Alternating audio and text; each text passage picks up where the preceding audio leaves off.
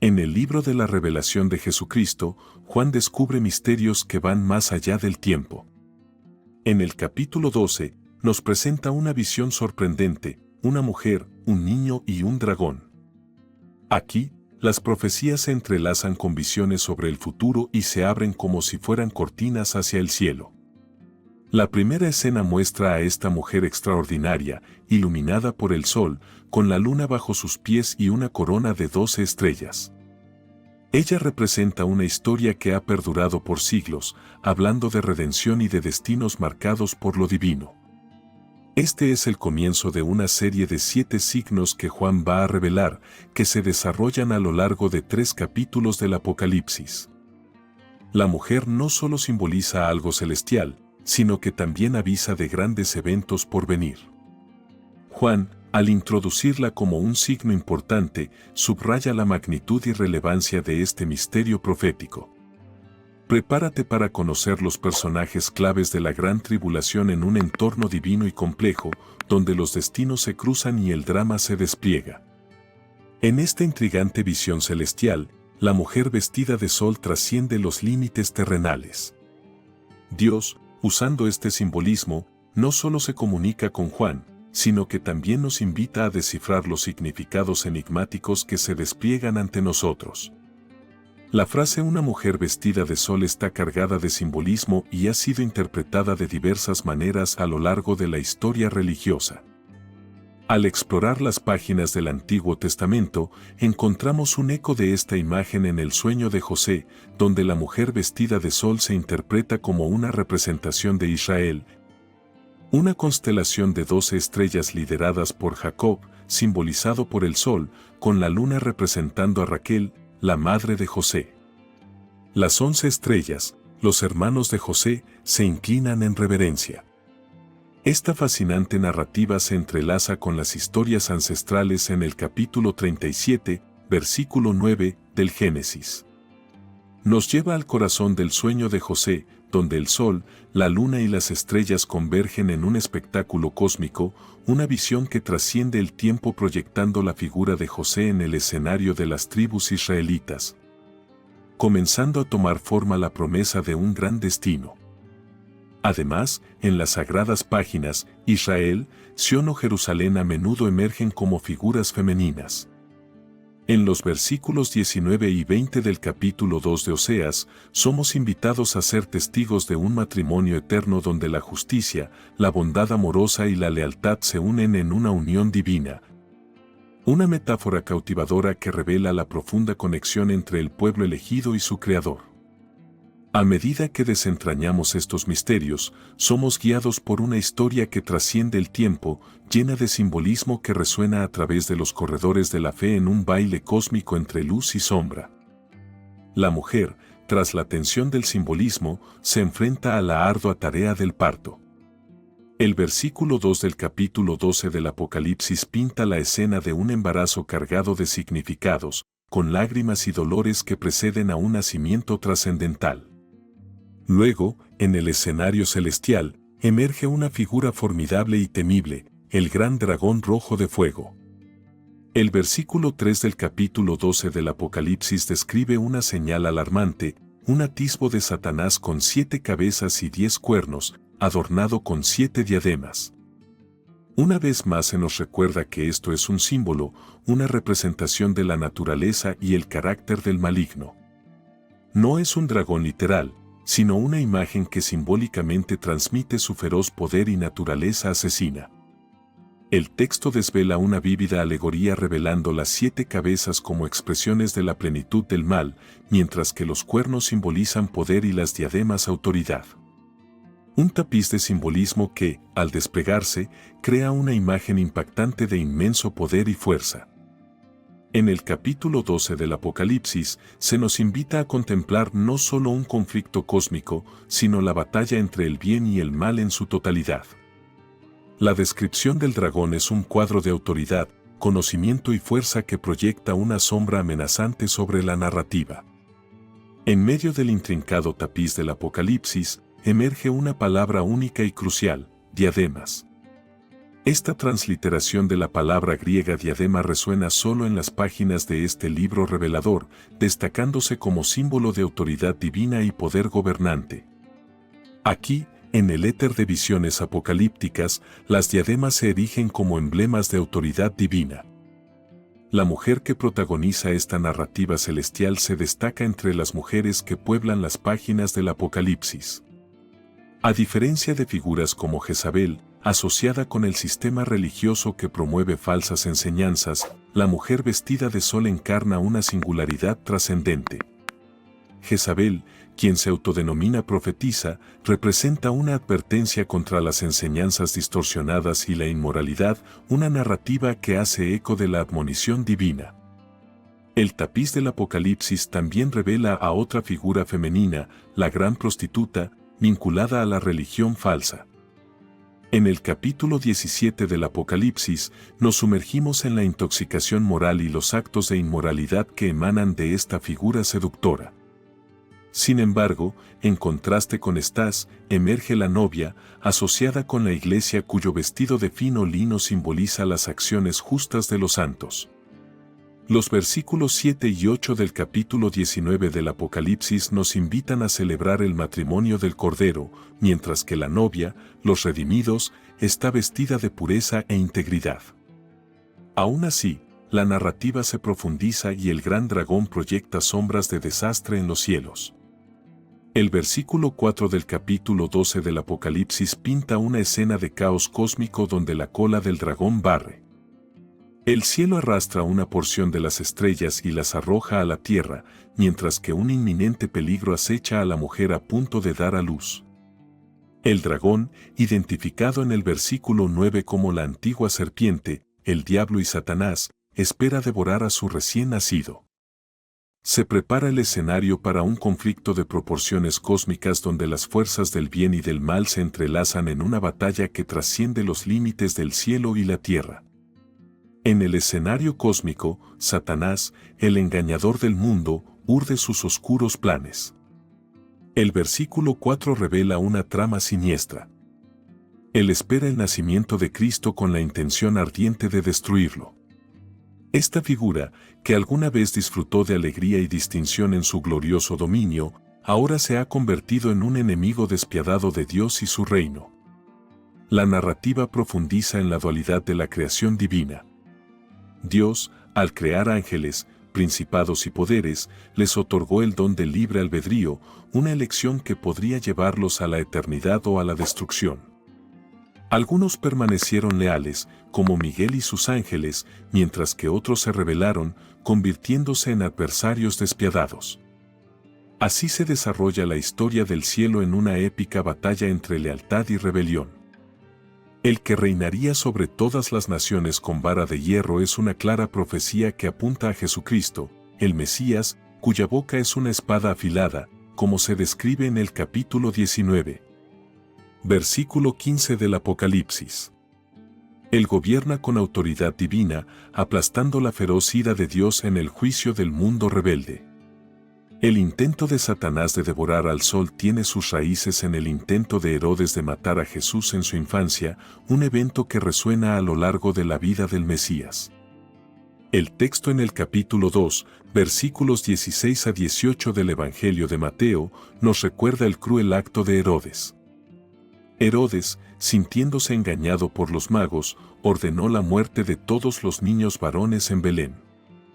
En esta saga cósmica, el mal teje su red, pero la promesa de la victoria final resuena. La historia se desarrolla como una épica donde cada evento se entrelaza formando la trama divinamente orquestada del Redentor, quien un día reinará con una vara de hierro. La narrativa cósmica se profundiza y nace el niño. El ministerio de Jesús se rastrea desde el principio hasta su final terrenal cuando se despliega la profecía. Ella dio a luz a un niño varón que debía gobernar todas las naciones con una vara de hierro. Y su hijo fue llevado a Dios y a su trono. La figura central de este pasaje es, sin duda, Jesús, el Hijo que emerge para reinar sobre todas las naciones. Surge la pregunta crucial: ¿quién es la mujer en el capítulo 12, versículo 1 del Apocalipsis? Un análisis cuidadoso descarta la posibilidad de que represente a la Iglesia, ya que es Jesús quien da origen a la Iglesia. La mujer es identificada entonces como María o Israel, las únicas entidades que podrían haber dado a luz a Jesús. Profundizando en el capítulo 12 del Apocalipsis, la conclusión es que esta mujer es, de hecho, Israel. La trama se complica cuando Satanás, el dragón, intenta devorar al niño Cristo. Sin embargo, la historia revela que Cristo nació, enfrentó la muerte, resucitó y ascendió al Padre. El intento de Satanás de destruir al Mesías es derrotado por la resurrección triunfante. La clave para identificar a esta mujer radica en la imagen de sus dolores de parto, una metáfora que se encuentra en varios lugares del Antiguo Testamento. En el libro de Miqueas, capítulo 4, versículos 9 y 10, se profetiza el sufrimiento de Israel comparándolo con los dolores de parto de una mujer.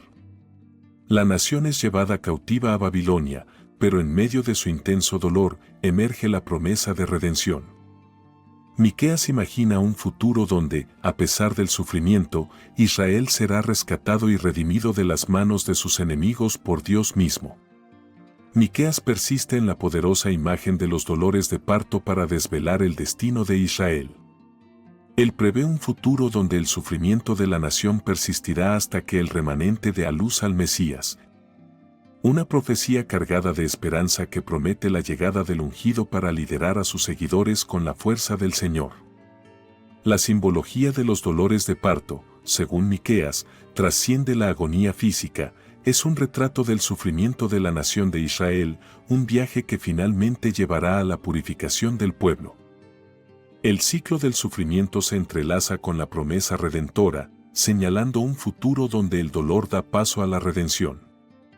En Apocalipsis, capítulo 12, versículos 6 y 7, se revela que la mujer, que representa la nación espiritual y el verdadero pueblo de Dios, busca refugio en el desierto. Un lugar preparado por Dios durante 1260 días, 42 meses o 3 años y medio. Allí es alimentada y preservada. Este es un periodo específico marcado por angustia, persecución y tribulación donde se manifiesta la protección divina. La narrativa cósmica se intensifica con la guerra en el cielo. Miguel el arcángel lidera la batalla contra el dragón y sus ángeles. El escenario es un campo de batalla celestial donde las fuerzas del bien y del mal se enfrentan en una lucha cósmica que resuena a través de los tiempos. A pesar del ataque de Satanás, el pueblo de Dios encuentra seguridad espiritual. La creencia común es que Satanás reside en el infierno, pero la verdad trasciende esta imagen popular. Actualmente, puede que él no esté allí, aunque su destino final es innegable. La representación tradicional de un Satanás rojo con cuernos y cola dista mucho de la descripción bíblica. Sorprendentemente, según el libro de Job, capítulo 1, Satanás puede incluso entrar al cielo y visitar la presencia de Dios. La narrativa cósmica alcanza su clímax cuando se despliega una batalla espiritual en los cielos. Miguel y sus huestes celestiales confrontan al dragón y sus seguidores. El dragón es derrotado y arrojado a la tierra con sus ángeles. Apocalipsis, capítulo 12, pinta una imagen épica donde el diablo y sus fuerzas marchan hacia los cielos. A pesar de sus esfuerzos, el dragón fracasa en su lucha mientras el arcángel Miguel emerge como el campeón de Dios, el comandante supremo de las fuerzas divinas. Esta revelación es clara en Apocalipsis, capítulo 12, versículo 9. El profeta Daniel, en sus visiones apocalípticas, anticipa el surgimiento de Miguel como el gran príncipe angélico. En Daniel, capítulo 12, vislumbramos un tiempo de angustia sin precedentes, pero con la promesa de redención para aquellos inscritos en el libro de la vida. La narrativa cósmica nos lleva a un punto crítico donde las fuerzas del bien y del mal chocan y la victoria está asegurada por la intervención divina. Miguel, con sus huestes celestiales, logra una hazaña divina al expulsar a Satanás y sus seguidores del cielo a la tierra. La batalla cósmica alcanza un punto culminante donde el arcángel lidera la victoria sobre las fuerzas del mal. La principal arma de Satanás en su ataque contra el pueblo de Dios es la blasfemia, sus acusaciones constantes contra los creyentes. Apocalipsis, capítulo 12, versículo 10, resuena con una voz fuerte en el cielo que proclama la llegada de la salvación, el poder y el dominio del reino de nuestro Dios y la autoridad de Cristo finalmente prevalecen. El acusador es derribado, el que continuamente lanza acusaciones contra los hermanos día y noche. La victoria es cierta y el conflicto cósmico llega a una conclusión dramática. La estrategia ofrecida a los creyentes es clara, una poderosa triada contra los ataques del diablo incluye cobertura, confesión y coraje. El versículo 10 proclama el efecto de la victoria de Cristo sobre Satanás y el pecado, declarando que han llegado la salvación y el poder. La voz que resuena en el cielo continúa cantando palabras de triunfo en Apocalipsis, capítulo 12, versículos 10 a 12. La salvación, el poder y el reino de Dios se manifiestan mientras los creyentes triunfan sobre el acusador mediante la sangre del Cordero y el testimonio inquebrantable de su fe. Se proclama una alegría celestial, contrastando con una advertencia a la tierra y el mar, ya que el diablo, consciente de su tiempo limitado, desciende con gran ira. La epopeya celestial alcanza un punto crucial cuando el acusador, Satanás, es derrotado por el poder incomparable de Cristo manifestado en su victoria en la cruz. La cruz se convierte en el escenario de la autoridad de Cristo y el gobierno en su reino, inaugurando la redención y la salvación para todos. Las cadenas de acusaciones de Satanás son rotas por la obra redentora de Cristo en la cruz y ahora somos declarados sin condenación en Cristo Jesús. El impacto de esta expulsión del cielo se desarrolla como fue predicho en Apocalipsis, capítulo 12, versículo 20. La redención se convierte en la clave para la derrota de Satanás y la victoria es doble, lograda no solo por el poder de Cristo sino también por el testimonio fiel de los creyentes. Sin embargo, suena una advertencia, ¡ay de la tierra!, porque Satanás, consciente de su tiempo limitado, dirige su ira hacia la mujer que dio a luz al niño varón. Apocalipsis, capítulos 12, versículos 13 a 17, nos transporta a un drama cósmico donde la mujer es perseguida por el dragón.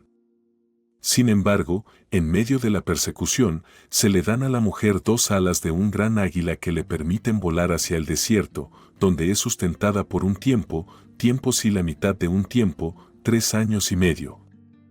Lejos de la presencia de la serpiente.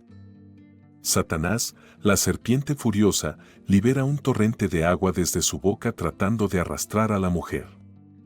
Sin embargo, la tierra interviene abriendo su boca para tragarse el río. El dragón enfurecido dirige su atención hacia el resto de la descendencia de la mujer, aquellos que guardan los mandamientos de Dios y dan testimonio de Jesús. Se vislumbra una batalla final en el horizonte cósmico, donde el testimonio fiel de los creyentes es una vez más crucial en la lucha contra las fuerzas del mal. Se nos ha revelado en el versículo 6 que la mujer encontraría refugio en el desierto durante tiempos de tribulación. El versículo 13 profundiza esta narrativa después de presenciar el impacto de la victoria de Cristo.